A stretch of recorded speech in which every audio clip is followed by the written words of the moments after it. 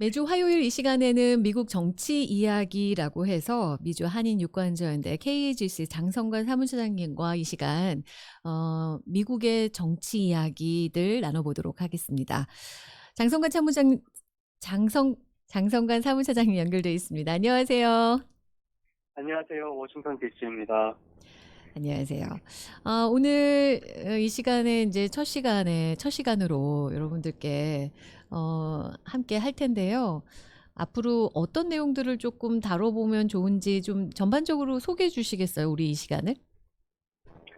예, 아무래도 특히 요즘에 이제 정치나 미국 시사에서 일어나는 일이 굉장히 많잖아요. 네. 이거를 다 이해를 하고 또 따라가기에는 너무 많은 시간과 자원이 필요하기 때문에 그렇지 않으시더라도 일주일에 한 번씩 이 코너만 들으시더라도 미국 정치의 큰 흐름이나 맥락을 이해하시는데 조금이나마 도움이 되었으면 하는 그런 소식을 준비해서 전해드리도록 하겠습니다. 네.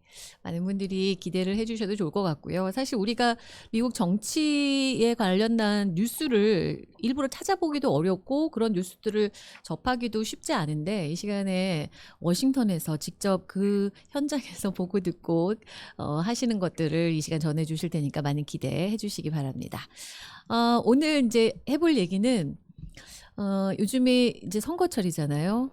중간 선거가 있는데 벌써부터 중간 선거를 앞두고 이제 대선 후보자들의 출마 소식이 종종 들려오고 있어요. 그래서 벌써 대선을 준비할 때가 됐구나라는 생각이 드는데 어떤 얘기부터 시작해 볼까요? 네, 일단 지난주에 가장 많이 회자가 되었던 소문 아닌 소문 중에는 힐러리 클린턴이 2024년 대선에 등판한다, 해야 된다라는 주장이 있었습니다. 어. 그래서 요거를 먼저 소개를 드리자면요. 지난 한 열흘 전쯤이죠. 벌써 한 2주 정도가 됐는데 연방 대법원에서 로데 웨이드 판결을 뒤집는 판결을 발표한 이후로 여러 명의 시사평론가들이 힐러리 클린턴이 민주당 대선 주자가 되어야 한다는 주장을 펼치고 있습니다. 어. 가장 먼저 또 가장 많은 주목을 받았던 주장이 존 앨리스라는 보수 성향의 평론가인데요. 이분은 사실 부시 가문의 일원이고 또 43대 대통령이죠. 조지 W 부시의 조카이다. 또 팍스뉴스의 기자로 오랫동안 지내신 분입니다. 네. 그러니까 이분이 왜 힐러리 클린턴이 나와야 되느냐, 또 본인 당의 이야기도 아닌데 이렇게 주장을 한 이유는 일단 공화당을 상대로 굳건하게 지금 입장을 보수하는 사람들이 민주당에 많지 않고 또 그중에는 중도 성향의 인물이 전혀 없다. 그렇기 때문에 힐러리 클린턴이 그런 역할을 할 유일한 인물이다라는 것이 주장의 골자입니다. 음. 다시 다른 말씀으로 해석을 하면 사실 이거는 간접적으로 바이든 대통령을 비롯해 현재 민주당 상황을 굉장히 날카롭게 비판할 거라고 볼 수 있겠는데요.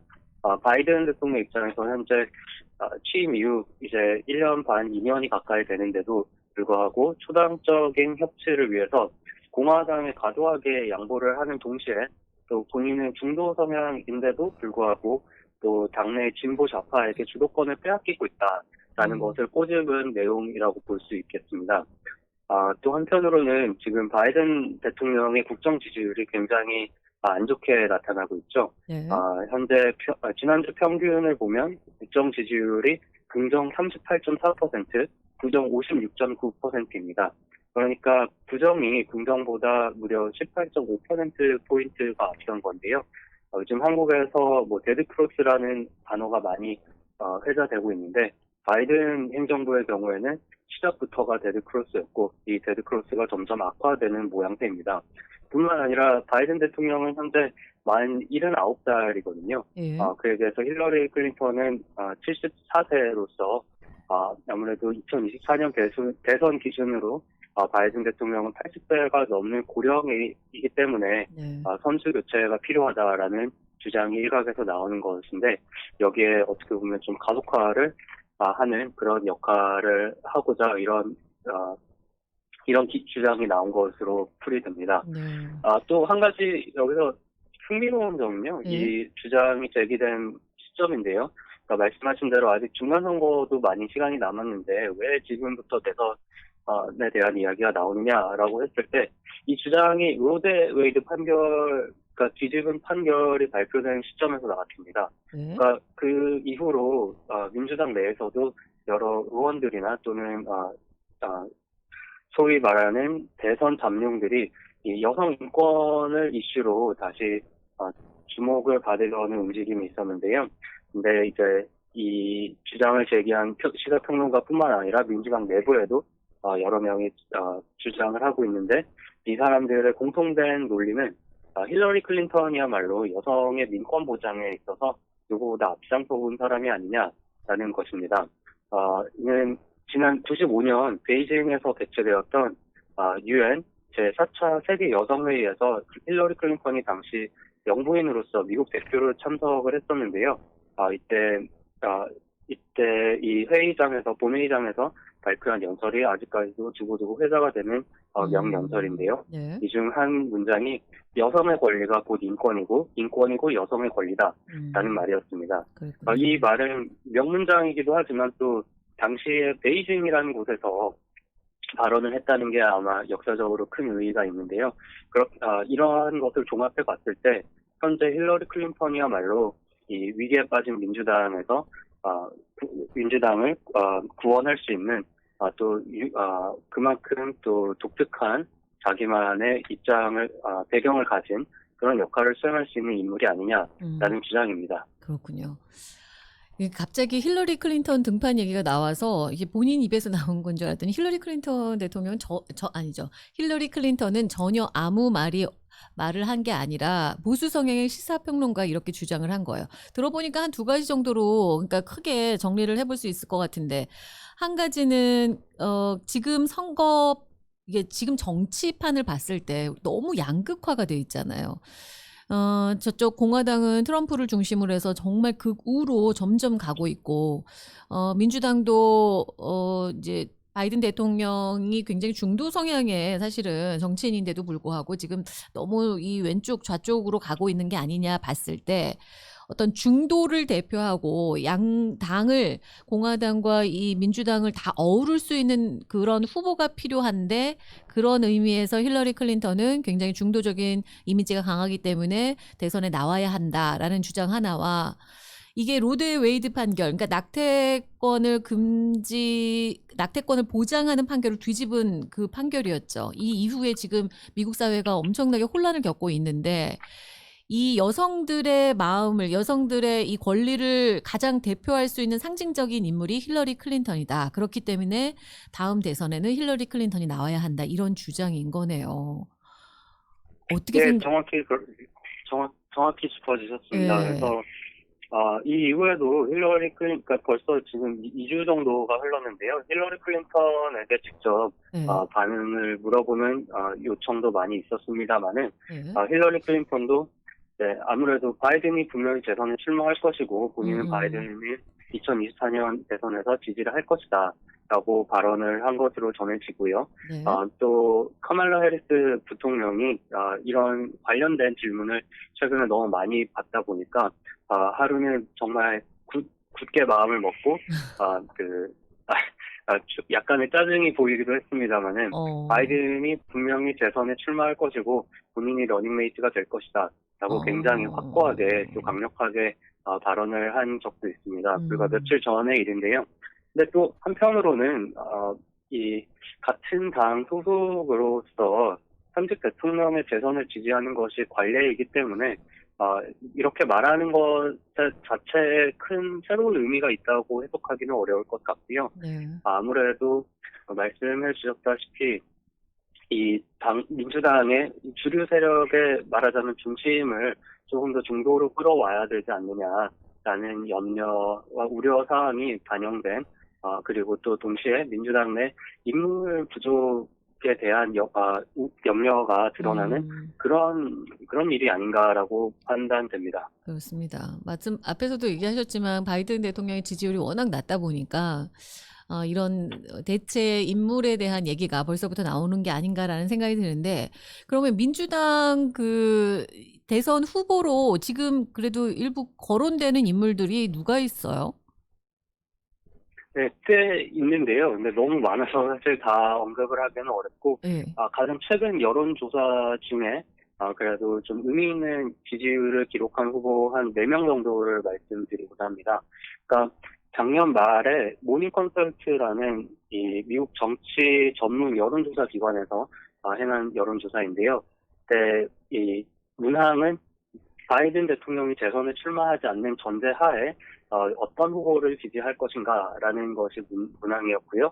여기에 해리스 부통령이 무려 31%의 지지율을 받았고 그 이후로 핏 부터제지 지난 대선에도 나왔고 현재 이 교통부 장관을 지내고 있는 핏 부터제지 장관이 11%, 그리고 엘리자베스 워렌 상원 의원이 8%, 또 AOC 알렉산드리아 오카지오 콜세스 하원 의원이 8%를 기록했습니다. 그래서 여기에 보시면 크게 상위 1, 2위는 이제 말하자면 중도 성향의 친바이든 성향의 인물이라고 볼 수 있겠고요. 그 위에 3, 4위는 바이든과는 조금 거리가 있지만 당 내에서 새로 떠오르고 있고 신흥 세력이라고 볼 수 있는 진보 좌파 세력을 주도하고 있는 워렌 의원과 AOC인데요. 해리스 부통령은 당연히 현재 부통령이고 네. 또한 여성이고 흑인이기 때문에 민주당에서 지금 선호하는 후보가 될 수밖에 없고요.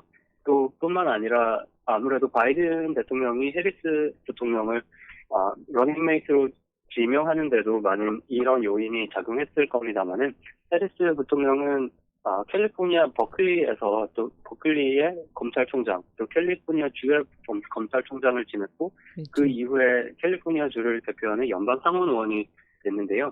이는 현재 민주당이 받고 있는 여러 비판, 특히 범죄에 대해서 너무 유약한 입장을 지니고 있다. 또는 경찰과 사법기관을 충분히 지원하지 않고 있다는 비판을 정면으로 맞설 수 있는 그런 배경과 입장을 가진 인물로서 아무래도 특히 중도 성향의 내지는 본선의 승리를 더 중요시 생각하는 그런 민주당 당원이나 또 지지 세력으로부터 압도적인 지지를 받고 있는 것이 아닌가라고 해석할 수 있겠고요. 생각보다 굉장히 지지율이 높으네요. 진짜 카멜라 해리스 부통령이지만 사실 그렇게 막 전면에 우리가 이렇게 알만하게 드러나는 행보를 하거나 그러지는 않았는데 생각보다 31%면 높은 지지율을 얻고 있고, 그 버니 샌더스 의원은 어떻습니까? 또 출마하지 않을까요? 버니 샌더스 의원은 아직 출마 의사를 밝히지는 않았습니다만은 네. 몇 달 전에 버니 샌더스 캠프 내부에서 유출된 문건이 보도가 된 적이 있었는데요. 그 문건에 따르면 버니 샌더스가 출마하지 않겠다고 결정한 것은 아니다. 아직은 가능성을 열어놓은 상태다라고 적혀 있었다고 합니다. 그래요. 게빈 뉴섬 캘리포니아 주지사도 좀 거론되는 것 같던데. 그분은 어때요? 예, 그렇습니다. 아무래도 게빈 뉴섬뿐만 아니라 캘리포니아 주지사를 맡고 있는 경우에는 대부분 민주당의 차기 대선 후보로 거론되는 경우가 많은데요. 게빈 뉴섬 주지사 같은 경우는 작년에 또 이 주민 소환 투표 대상이 되어서 이 낙선이 될 수 있었으나 여기에 극적으로 살아남은 이유로 그 신임도와 지지율이 급등하고 있는 추세입니다. 네. 그런데 뿐만 아니라 뉴섬 주지사 같은 경우에는 다른 후보들에 비해서 일단 젊다는 것도 있고 또 마치 프랑스의 마크롱 대통령처럼 오랜 시간 검증된 엘리트 코스를 밟은 정치인이라는 이미지를 유지한 것뿐만 아니라 또 진보 진영에 드물게 또 중도까지 아우를 수 있는 그런 인물이 아닌가라는 평가를 받고 있습니다. 그렇기 때문에 또 무엇보다 이런 것보다 더 중요한 것은 아까 말씀드린 부처제주 장관이나 워렌 AOC 같은 연방 의원들이나 내각 구성원들에 비해서 좀 더 신선한 인물이라는 평가가 많기 때문에 높은 지지도가 나오는 것이 아닌가. 또 그런 이유로 앞으로도 지지율이 상승할 가능성이 다른 후보군에 비해 더 높다고 생각이 됩니다. 그렇군요. 게빈 뉴섬 캘리포니아 주지사도 어느 정도 가능성이 있고, 이렇게 전반적으로 얘기를 해주셨는데 그럴만하다라는 수긍은 어느 정도 되지만 그렇다고 또 막 이렇게 아, 이분은 정말 될 것 같아. 당연하지라고 생각하는 후보가 확 떠오르지는 않아요. 확실히 이게 민주당의 차기 대선 후보군에 그렇게 인물이 별로 없구나라는 생각은 확실히 듭니다. 예, 민주당에 이렇게 인물이 없다는 비판이 사실 또 한편으로 우려사항이라고 할 수 있겠는데요. 지난 2014년부터 꾸준히 제기되고 있는 그런 부분이기도 합니다. 제기되고 있다는 말씀은 이제 공화당이나 상대 진영에서 공격하고자 제기하는 것뿐만 아니라 당 내에서도 또 당내 조직과 관련된 여러 탱크탱크에서도 꾸준히 보고서를 통해서 제기되고 있는데요. 예를 들어서 지난 2016년 대선에서 힐러리 클린턴 후보가 당선이 되었다면 하는 가정하에 내각 구성은 어떻게 될 것인가라고 예상하는 여러 보고서가 발표가 되었는데 그때 언급되는 인물의 후보군이 굉장히 제한적이었습니다. 마찬가지로 이번에 바이든 행정부의 고위 공직자들이나 내각 구성원들을 살펴보면 사실 오바마 행정부 때 다 임기를 지냈던 인물들이 대부분 돌아온 모양새인데요. 이것이야말로 민주당 내 인물 부족, 내지는 기회가 부족하다는 것을 단적으로 보여주는 예시가 아닌가 싶습니다. 음. 또 공화당에 비해서 주지사 선거뿐만 아니라 주의회나 지방정부 선거에 민주당이 상대적으로 투자나 지원이 조금 더 약한 것도 사실이기도 합니다. 그런 게 있군요. 공화당으로 좀 넘어가 볼까요? 공화당에서는 어떤 후보들이 이제 거론되고 있나요? 예, 민주당에 비해서 공화당에서 거론되는 후보는 훨씬 더 그 숫자가 작습니다. 일례로 바로 지난주에 발표되었던 이것 또한 모닝 컨설트 여론조사인데요. 또 미국 정치 전문 매체인 폴리티코와 공동으로 진행한 조사인데 여기서는 트럼프 전 대통령이 무려 53%의 지지율로 기록이 되었고요. 그 이후에는 론 디센티스 현재 플로리다 주지사 22%, 그리고 펜스 전 부통령이 8%를 기록했습니다. 이 여론조사는 사실 올해 초부터 여러 차례 진행된 여론조사인데요. 네. 올해 초의 결과에 비교를 하면 트럼프 전 대통령은 56%에서 53%로 소폭 하락했습니다. 이 하락의 이유로는 아무래도 1월 6일 난동 사건 특비의 이 조사 결과가 보도되기 시작하면서 거기에서 영향을 받은 것으로 이 여론조사 기관에서는 해석하고 있고요. 반면 론 디센티스 주지사는 13%에서 22%로 급등했습니다. 디센티스 주지사는 사실 이 보수 진영뿐만 아니라 전국적인 이 매체에서도 많이 보도가 되고 있는데요. 아무래도 이 코로나가 팬데믹이 시작하고 나서 그 보도되는 빈도가 훨씬 많이 올라갔습니다. 네. 플로리다 주지사를 하면서 플로리다는 코로나에 굴하지 않겠다라면서 락다운도 무려 3주 만에 끝냈고요. 그쵸. 또 여러 학군이나 지방정부 단위에서 마스크 착용 의무화 또는 백신 접종 의무화를 조례를 통과시키는 경우 주정부 차원에서 예산을 즉시 끊겠다라고 엄포를 놓으면서 플로리다에서는 백신 접종이나 마스크 착용을 전적으로 시민의 자유에 맡기겠다라고 발표를 하기도 했습니다. 물론 그 때문에 플로리다에서 코로나19에 의해서 사망하거나 입원하는 경우는 굉장히 다른 주에 비해서 높은 수치를 기록하기도 했는데요. 뿐만 아니라 이 비판적 인종주의 이론, CRT라고 하죠. 에 대해서 강하게 비판하고 또 인종차별이나 이 미국의 노예제도에 관한 역사를 공립교육 커리큘럼에 포함하는 것에 대해서 굉장히 비판적이고 그 어느 주보다 더 날카롭고 높은 잣대를 들이대고 있습니다.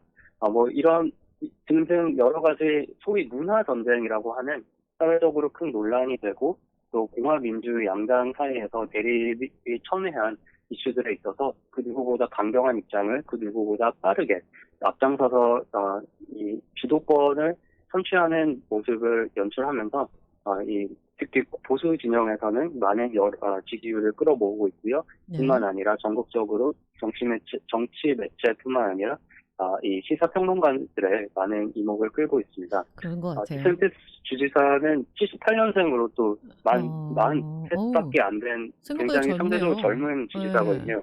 예, 그렇기 때문에 요번에 출마를 하지 않더라도 충분히 부통령 후보나 또는 차차기 등 앞으로도 기회가 많기 때문에 여러 사람들이 주의 깊게 지켜보고 있는 공화당 잠룡이라고 할 수 있겠습니다. 그래요. 디센티스 그 플로리다 주지사가 사실은 이 트럼프 대통령을 이제 지지하고 그의 노선을 막 따라가다 보니 그러니까 그늘 아래 이렇게 가려서 막 노출이 되거나 뭐 눈에 띄거나 이러지는 않았는데 약간 그 트럼프 대통령과 요즘에 들어서 이렇게 차별화를 두면서 그리고 보수 진영이 좋아할 만한 그런 행보를 많이 했거든요. 주지사로서. 그런 정책들도 많이 보여줬고 해서 더 인기가 지금 올라가고 있는 게 아닌가. 그래서 뭐 한때는 뭐 트럼프 대통령이 뭐 좀 후보로 안 될 수도 있지 않을까. 이런 얘기가 나올 정도로 이 디센티스 주지사의 인기가 점점 올라가고 있는 상황입니다. 그런 공화당 후보들은 그런 상황이군요. 그 외에 또 거론되는 인물들이 있나요? 예, 그 외에는 아무래도 마이크 펜스 전 부통령이 가장 유력한 후보로 꼽혔었는데요. 오히려 트럼프 전 대통령과 반대로 이 1월 6일 TV의 조사 결과가 조금씩 발표되면서 오히려 펜스 전 부통령에 대한 지지율은 떨어지고 있습니다. 이는 같은 이유지만 반대로 트럼프 대통령에 대한 반대로 작용하는 것인데요. 오히려 이를 통해서 펜스 부통령의 지지율이 올라갈 것이라고 예상이 되었는데 일부 이 친트럼프 성향의 트럼프 지지층에서는 오히려 펜스 전 부통령을 너무나 유약하다, 리더십이 부족하다라는 평가가 나오면서 반작용이 되고 있는 그런 모양새입니다. 그 외에도 니키 헤일리 전 사우스캐롤라이나 주지사 그리고 또 전 유엔 대사였죠. 이분은 앞으로 차세대 공화당 대선 후보로 여러 차례 꼽히고 있는 인물이고요.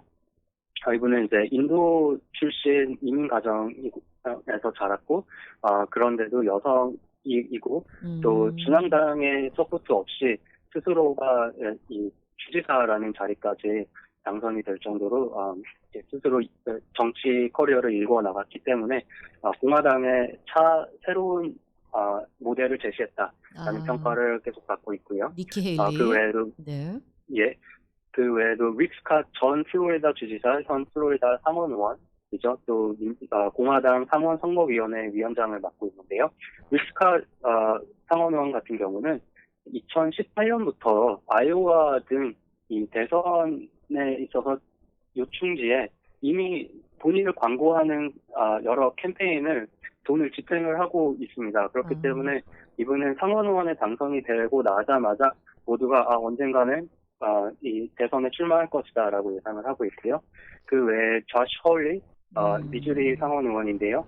이분도 40대 초반으로 굉장히 젊고 또 연방 상원 법사위원회에서 굉장히 강경한 독특한 입장을 취하면서 리틀 트럼프, 리틀 테드 크루즈 등의 평가를 받고 있습니다. 이분 또한 이번 2024년이 아니더라도 차차기에 충분히 출마할 가능성이 높고요. 네. 또 마지막으로는 리스 체니, 디체니 전 부통령의 딸이자 현재 이 1월 6일 조사 TV에 있는 두 명의 유일한 공화당 의원 중에 한 명이죠. 아무래도 이제 트럼프 대통령의 지난 선거를 통하면서 트럼프 대통령을 상대로 대립각을 많이 세웠고 그에 따라서 하원 공화당에서도 하원 공화당 컨퍼런스 의장이었는데 그 자리에 질시능 투표 대상이 되면서 그 자리를 잃게 되었습니다. 이번에 재선도 쉽지만은 않아 보이는데 오히려 이렇게 본인이 확고한 이 자리를 지키고 또 이 진실과 거짓 사이에서 공화당의 이 이념이 트럼프라는 하나의 인물이나 트럼프가 이야기하는 음모론보다 중요하다라는 입장을 고수하는 것에 대해서 많은 사람들이 지지를 보내고 있습니다만은 방금 말씀드린 4명의 후보는 여론조사에서 3% 이상을 기록하지 못했기 때문에 아직까지는 조금 더 지켜봐야 된다라고 말씀드려야 될 것 같습니다. 알겠습니다. 이렇게 공화당 내에서도 대선을 꿈꾸는 이제 후보들이 점점 그 모습을 드러내고 있다. 그거 하나만 여쭤볼게요. 개빈 뉴섬 주지사가 플로리다에서 TV 광고를 했다고 하던데 이거는 왜 그런 거예요? 예, 그러니까 이게 사실 한 주의 주지사가 다른 주에다가 광고를 집행하는 게 굉장히 이례적인 일입니다. 그렇죠. 그러니까 아까 조금 전에 말씀드린 것처럼 차기 대선을 대놓고 준비하는 후보가 아닌 이상은 거의 이유가 없을 행동인데요. 그러니까 지난주부터 이 방송을 시작한 TV 광고의 내용을 간략하게 소개를 드리자면 플로리다는 자유라는 이름 하에 시민들을 억압하고 있다. 특히 낙태 금지도 시키고 또 이민자들이나 소수인종에 대해서 너무 많은 억압을 정부 차원에서 하고 있는데 캘리포니아는 이런 자유가 보장이 되는 곳이기 때문에 본인이야말로 진정한 자유의 수호자다. 그러니까 자유를 원하는 사람들은 플로리다를 떠나서 캘리포니아로 이사 오시라라는 내용입니다. 아, 그런 내용의 지금 광고를 플로리다 주지사 입장에서는 굉장히 기분 나쁘긴 하겠어요. 예, 그렇습니다. 그리고 이 광고 기획이나 집행은 이 게빈 뉴섬 주지사의 대선 캠프에서 만든 것으로 나오는데요. 근데 사실 이런 내용을 통해서 이 광고 안에서도 디센티스 주지사를 직간접적으로 비판을 하고 있습니다. 그러니까 한쪽에서는 이번 11월에 디센티스 주지사가 대선이 있기 때문에 여기에 디센티스를 비판하고 민주당 후보를 간접적으로 지원하고자 하는 의향도 있겠지만 조금 더 큰 그림은 아무래도 이런 식으로 전국적으로 이목을 끌 수 있을 만한 이례적인 행동을 통해서 차기 대선 주자로 거론되는 디센티스 주지사와 본인은 같은 체급이다라는 이미지를 만들어서 본인의 대선 주자로서의 또 정치인으로서의 소위 몸집 키우기 행보가 아닐까 싶습니다. 그렇군요. 그렇죠. 이게 그냥 주지사만 할 거면 캘리포니아 주민들을 대상으로 그런 얘기를 할 이유가 없죠. 그냥 플로리다 주민들을 대상으로 그런 얘기를 할 이유가 없는 거죠. 캘리포니아 주민들을 대상으로 해야 본인에게 또 다시 주지사 지지를 해달라라는 얘기가 돌 텐데 이거를 플로리다에다 이런 광고를 했다는 건 전국구를 생각하는 거죠. 이제 전국적으로 그렇다면 전국구로 할 수 있는 거 단 하나밖에 없지 않습니까? 대선을 나가겠다. 그것을 목표로 하는 광고라는 생각도 들고 개빈 뉴섬 주지사가 이렇게 보니까 굉장히 이벤트도 잘 만들고 영리한 사람이네요. 지금 이런 생각을 할 수 있는 정치인이 그렇게 많지 않을 거라는 생각이 드는데, 그러니까 독특하고 재밌습니다. 예, 그리고 저희 몇 주 전에도 방송을 통해서 소개해드렸던 내용인데 게빈 뉴섬 주지사가 주도해서 이 텍사스에 최근에 발효가 되었던 낙태 금지법과 같은 구조의 법안으로 또 캘리포니아 주 내에 총기 규제를 지금 준비하고 있습니다. 이런 식으로 본인 스스로가 민주당 내지는 진보 진영의 새로운 파이터라는 이미지를 그런 포지셔닝을 하는 것으로 여러 가지 행보들을 종합해 보면 그렇게 보이고요. 네. 하지만 민주당뿐만 아니라 공화당 내에서도 이렇게 많은 후보들이 거론이 되고 있다는 것 자체가 지금 현재 민주공화 각 당 내에 압도적인 주류 세력이 없다라는 뜻이기도 할 겁니다. 그래서 그러네요. 이제 약 100일 정도밖에 남지 않은 11월의 중간 선거를 통해서 이 주류 세력 또 이 큰 물줄기의 무게추가 어느 쪽으로 옮겨갈 것인가, 그리고 그 무게추를 누가 쥘 것인가, 그 키를 누가 쥘 것인가 하는 싸움이 벌써부터 시작이 된 것이라고 보입니다. 그러네요. 중간선거의 결과가 현 정부에 있어서도 굉장히 큰 영향을 미치기도 하겠지만 차기 대선 후보로 누가 거론되고 누가 정말 말씀하신 대로 그 키를 쥐고 흔들 것인가에도 상당한 영향을 미치기 때문에 벌써부터 이렇게 어떤 후보가 대선 후보로 좋을까라는 얘기들이 나오고 있는 것 같습니다. 미국 정치 이야기 오늘은 이렇게 대선 아직은 좀 남았지만 중간선거를 앞두고 벌써부터 거론되고 있는 각 당의 대선 후보들 만나봤습니다. 오늘 말씀 여기까지 듣겠습니다. 감사합니다. 감사합니다. 네, 지금까지 미주한인 유권자연대 KGC 장성관 사무차장이었습니다.